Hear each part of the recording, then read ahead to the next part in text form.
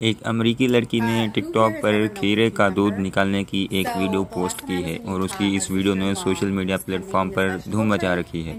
Mail online के मुताबिक हम जानते हैं कि खीरे का दूध निकाले बगैर खाएं तो उसका जायका कदरे कड़वा होता है। उस लड़की ने उसी कड़वाहट को दूर करने का तरीका इस वीडियो में बताया है, जिसे लोग बेहद पसंद कर रहे हैं। रिपोर्ट के मुताबिक लड़की वीडियो में खीरे को एक सिरे से थोड़ा सा काटती है और फिर उस काटे हुए हिस्से को बाकी खीरे पर रगड़ती है, जिससे खीरे से सफ़ेद रंग का झागनुमा मवाद बाहर निकलने लगता है। लड़की बताती है कि अगर आप खीरे को खाने से पहले इस तरीके से उसका दूध निकालें तो उसका जायका बहुत बेहतर हो जाएगा। लड़की की ये वीडियो इस कदर वायरल हो रही है कि अब तक उसे 10 लाख से ज़ायद लोग देख चुके हैं।